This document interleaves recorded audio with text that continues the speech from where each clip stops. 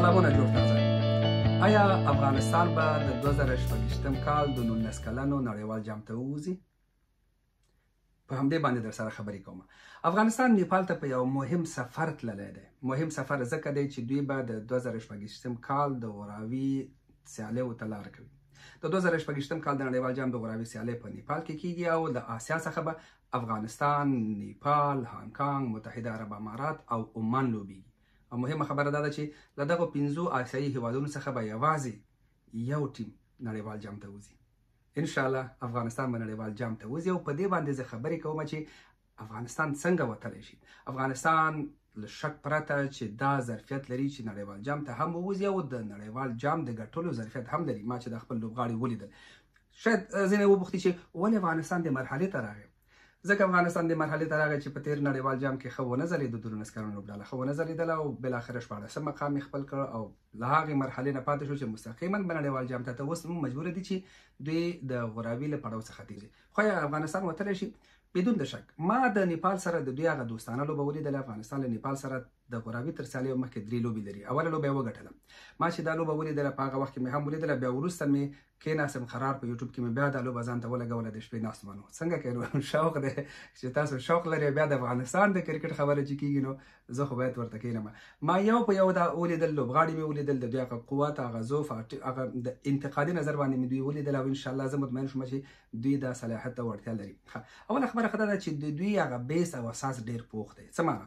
که توپوهونکي دي، که توپاچوونکي دي، که کیپر دی، که فیلډر دی، دوی چې د کمې ورځې نه لوبه شروع کړې ده په تخنیکي او مسلکي لحاظ او د روزونکو تر څار لاندې لوبه شروع کړې ده. اما تو نه دي راغلي چې بیټ او بال یې اخیستي او تللي.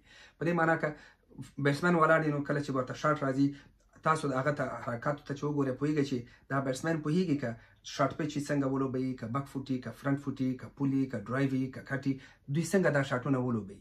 دا د تخنیکي او مسلکي لوبغاړو کار دی او دا په دې کې شته ټول دا بیس لري او دا ښه خبره ده. دویمه خبره دا ده چې دوی د پلان د تطبیق ښه وړتیا لري. ګوره که موږ د افغانستان بیټینګ ته وګورو، اوپنران وګورئ، میډل آرډر وګورئ، بیا آخري اورونه وګورئ. په اوپننګ کې خالد وزیر ډېر ښه وځلېدل، ښه پارټنرشپ یې وکړه. بیا د 15 نه تر 15 اوره پورې چې میډل آرډر اورونه بلل کېږي، زموږ میډل آرډر توپوهونکو اوږده ملګرتیا وکړه د منډو او بیا آخره کې د خرپ او د ترپ لوبه چې شوه نو آخري فنشران راغلل او خبره تر 300 پورې ورسوله. دا په دې باندې دلالت کوي چې دوی د پلان د تطبیق هغه میچورټي، هغه ذهن لري، کرکټي ذهن. ان شاء الله چې دوی به په غټو لوبو کې هم دغه پلان تطبیقوي. مهمه خبره بله پکې دا وه په توپوهونکو کې چې دوی رننګ بټوین د وکټ او بیا کله چې 1 او 2 3 منډې اخلي دوی ډېر ښه وو. پوهېدل چې کوم ځای کې 1 منډه وکړي، پوهېدل چې کوم ځای کې 2 3 منډې وکړي، پوهېدل چې کوم ځای کې شاټ ووهي، بالونه ډېر مس نه کړل. او دا رننګ بټوین د وکټ چې منډې کوي نو دا ستا په فټنس باندې دلالت کوي چې ته ښه فټ واوسېږي نو ته ښه رننګ بټوین د وکټ هم کولی شي. د لوبغاړو ترمنځ د تفاهم یوه ښه فضا، د ملګرتیا یوه ښه فضا موجوده وه. ملګرتیا وه، مثبته انرژي وه، ټیم ورک و او هر یو کوشش کوو چې دا لوبه وګټي. د ګټې جذبه دا پکې ډېره مهمه وه. او بله خبره پکې دا وه چې زموږ توپوهونکي د اوږدو منډو او یا د لانګ پارټنرشپ چې وایي د هغه وړتیا لري. او داسې کومه تېروتنه چا ونه کړه چې سړی ووایي چې دغه تېروتنه وه او په دې اساس باندې دا ښه لوبغاړی نه دی. نو بناءً بالخصوص زموږ ټاپ آرډر بیټینګ ورسره میډل آرډر بیټینګ ډېر قوي دی. زه مطمئن یم چې دوی به د هانګ نه هم ګټي، له نیپال او له متحده عرب اماراتو او عمان څخه به یې ګټي او نړیوال جام ته وځي. که مشخصا په ځینو لوبغاړو باندې خبرې وکړم، په اوپننګ کې خالد وزیر اوپننګ وکړه. خالد بهترین ثابت لوبغاړی دی. تیز لوبغاړو په وړاندې ډېر ښه ولوبېده. زمیني شاټونه، ګراوند شاټونه چې وي هغه ډېر ښه لري. سویپ شاټونه لري او باحوصلې لوبغاړی دی. د اوږد اننګز وړتیا لري. ښه ودرېده، سپینران یې هم ښه ولوبول او تیز بالران یې هم ښه ولوبوه. نو په دې معنا چې دی ډېر ښه لوبغاړی دی او د افغانستان لپاره د بیټینګ او توپوهنه ځکه مهمه ده چې دی اوپنر دی او کله چې دی ودرېږي نو ورسره نور ټیم هم روانېږي. بې ضرورته شاټ یې ونه وهه چې زه وایم چې دغلته د ده یو مشکل و.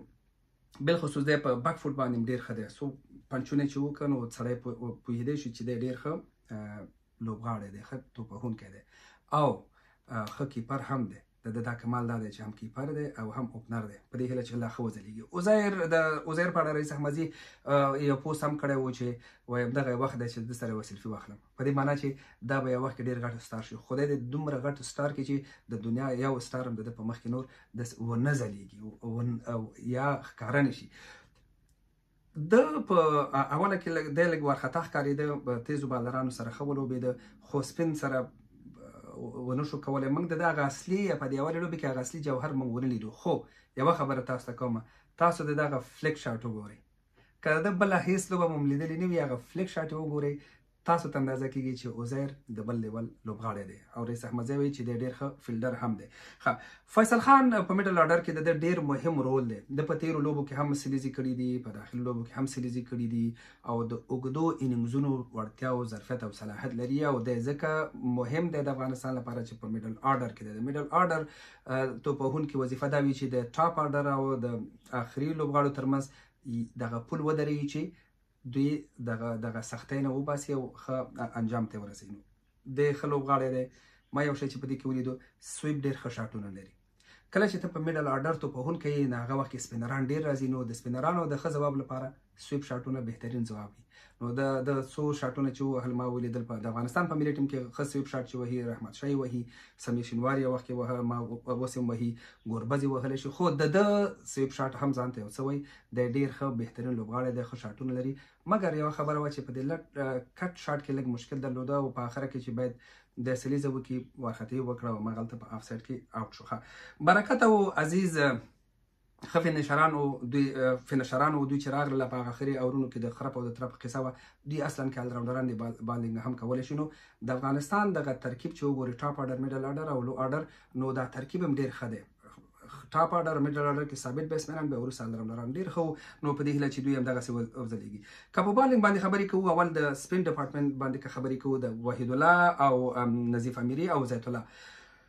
نظیف امیري خو داسې دی لکه راشد خان په سټایل باندې چې بال کوي، هغه که څه هم غرانه پې لږ فرق خو کله چې بیا بال ریلیز کوي نو د راشد خان غوندې ښه والی پکې شوی و چې د بال سرعت زیات و او ګوګلیانې زیاتې کولې. په همدې اساس دی نشي ریډ کېدی او انشاءالله زما هیله دا ده چې دی به ډېر ښه ځلیږي. د افغانستان لپاره به په بریاو کې به د ونډه ډېره مهمه وي او مهمه خبره دا ده چې دی ډېر ښه فیلډر دی. تاسو په هغه آف سایډ کې کیچ وګورئ چې د څنګه کیچ ونیو، تاسو اندازه کېدای شي چې دی څنګه ښه فیلډر دی. وحید الله بل سپینر بالر دی، دی د مجیب په سټایل بال کوي، یو د راشد په سټایل یو د مجیب په سټایل باندې. د ده بیا کمال چې دی چې هم په نوي توپ باندې بالینګ یې وکړه او هم وروسته په زوړ توپ باندې چې دا د ډېر کم توپ اچونکي کولی شي.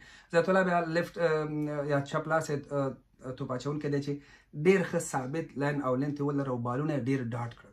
کله چې ضرورت وي چې ته بالونه میس کړې نو بیا د دغه نه استفاده کولی شي او دی د بري په بري کې ډېر مهم رول لوبوي. په تیزو توپ اچونکو کې ما عبدالعزیز ولیدو او نورستاني مې ولیدو. عبدالعزیز کمال په چه شي کې چې ما ولیده، ډېر قوي اوټ سوینګر دی. د دغه هر بال به اوټ سوینګ کېده. کله چې اوټ سوینګ کېږي نو سلپ کوي، دوه کسه چې ولاړ وي نو بیټسمین مجبوري. نورستانه دنګ قد لري او د دا دنګ قد د سره مرسته کوي چې ښه بالینګ وکړي، تیز بالینګ وکړي، سرعت هم زیات وي او د هم د لاین او لین په ثابت ساتلو کې مهارت درلوده. نو زما هیله دا ده چې افغانستان د 2026 کال د نړیوال جام سیالیو ته ووځي او انشاءالله وبه وځي. هغه باندې بیا بل وخت خبرې کوو.